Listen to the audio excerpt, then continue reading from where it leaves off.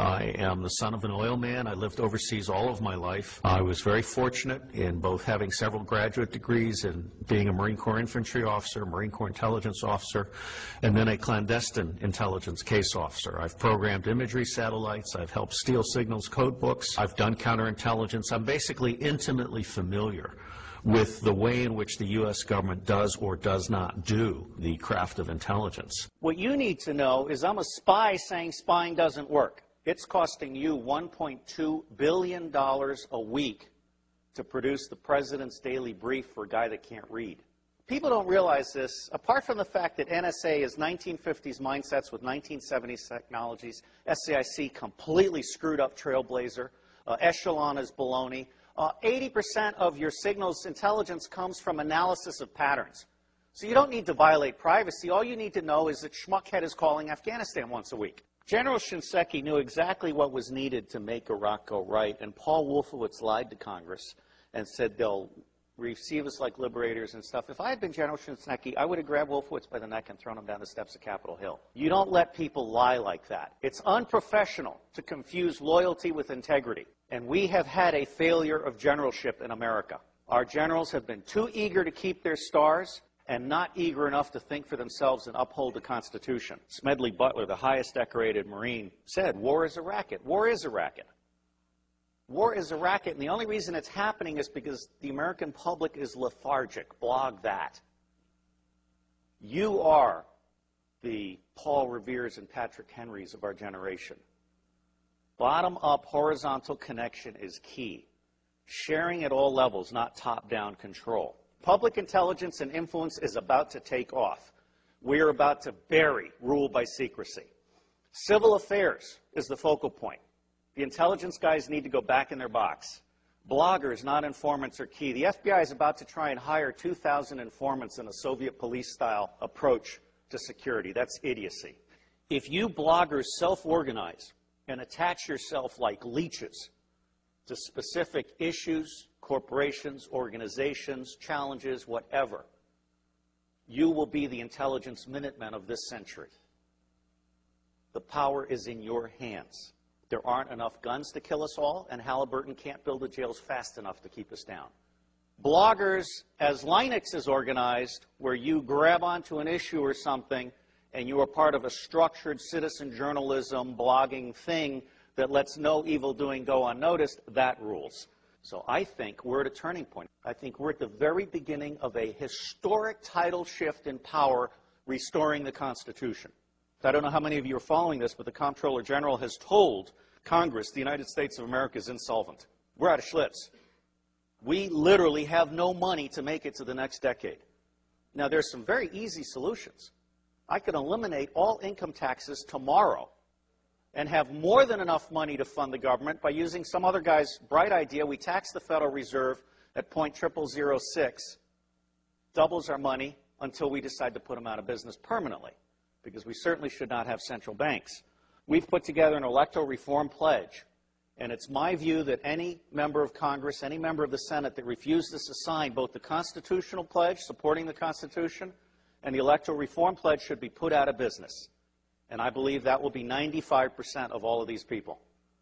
It may be time to literally dump Congress on its ass and start over. The government has gotten stupid to the point that it can't write a statement of work.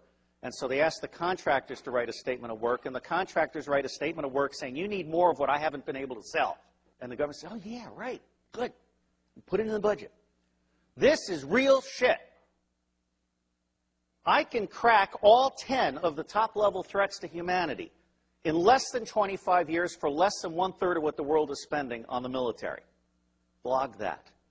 And I will tell you the price of buying back the United States government. It's $500 million a year.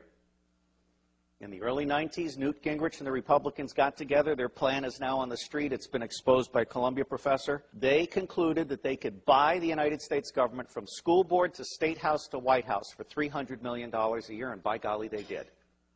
And every single member of Congress is impeachable for having abdicated their Article I responsibilities under the Constitution and serving as foot soldiers for the president and his mendacious vice president. If you confiscate all the wealth in the world, which I do not advocate, all you have is a $5 bill for every one of the 5 billion poor on the planet. For what we have spent on the Iraq War, I could have given a free cell phone to every one of the 5 billion poor on the planet. I could have taken the 10% residual capabilities on DoD satellites, abandoned communication satellites, and I could have provided free T1 to the Southern Hemisphere. Blog that. That's the kind of stuff we have to do. Because if we don't do that, those 5 billion people, instead of producing wealth that stabilizes the earth, are going to produce plagues, epidemics, criminal gangs, drugged up people. Ralph Peters, a friend of mine, and the bottom line here is the only path to wine, women, and wealth for badasses anywhere on the planet that have no money is guns. And what's happening here is we're at the very beginning. We're just starting to come out of our little eggshell. When the industrial era began, it broke the connection between kinship and trust. And it started treating people as commodities. And then we lost sight of our government and we allowed the corporations to buy the government. The United States of America no longer represents we the people. But you can change that. The reason it's not working today is because we have a military-industrial complex that profits from secrecy and war, and it does not profit from efficiency and peace. Blog that. The bottom line here is that central banking is an evil cancer. These people are selling us credit they don't have so they can take profits they don't deserve out of our pockets. That's nuts. The United States government is constitutionally chartered to print money on the good faith and credit of all of us and not pay interest. Why are we being such fools? Well, unfortunately, if you fight them, you get assassinated. Lincoln and Kennedy were both about to print money and not borrow from the banks. I can't connect those two dots, but I can tell you they're side by side. But the reality is the federal government is broken in every possible way. And it's going to be localized, bottom-up resilience networks. They're going to save us. That's where you guys come in. Our educational system stinks. It beats the creativity out of kids by the time they're in the 4th grade. It forces you to become a blogger or hacker in order to become creative. So you guys are the lifeboat. We've gone from America the Beautiful to America the Shit. Now, I believe we need to start blogging retrospective impeachments. I'm not saying we need to hang them or tar them or feather them, just out them. I think it's time for citizen investigative journalism to go deep and go back and go current. And people need to understand they can't get away with this stuff.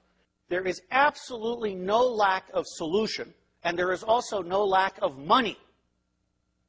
What is lacking is the popular political will to exercise our God-given right to be in charge.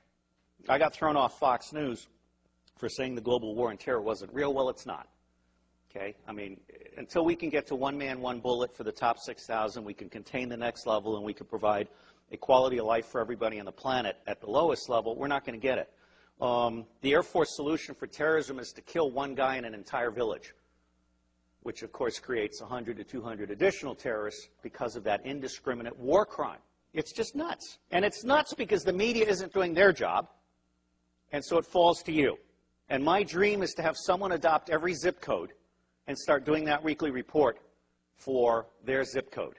And then those little reports will start having babies, and it'll start spreading.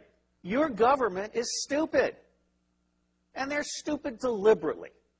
The intelligence community does not do open source information because they like to think that the cabinet departments are doing their open source information. That's not true. The cabinet departments don't know how to do decision support. What they know how to do is take stakeholder interests and turn them into policy that increases budget share. That is not what I call reality-based budgeting. Politics today has gotten so dirty it's not worth anybody's time if they've got a brain. Well, I don't have a brain, I have a soul. And I believe that America needs to get back in the business of managing itself. I am absolutely certain that central banks are an evil.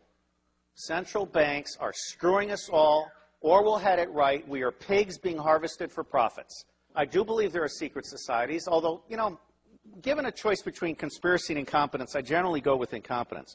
The Bilderberg Group, I just saw a list of who attended the last time, and it's almost a list of nobodies who want to be somebodies combined with somebodies on their way down. You know, I'm not that impressed. These people think they're the movers and the shakers. They're only the movers and the shakers as long as you let them be the movers and the shakers. I spent 18 years trying to help secret government agencies get in touch with unclassified information.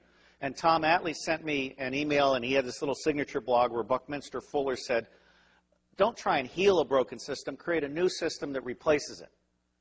So I'm honored to be here to set the tone for you guys. And my bottom line is, don't waste your time on the federal government. It's going away.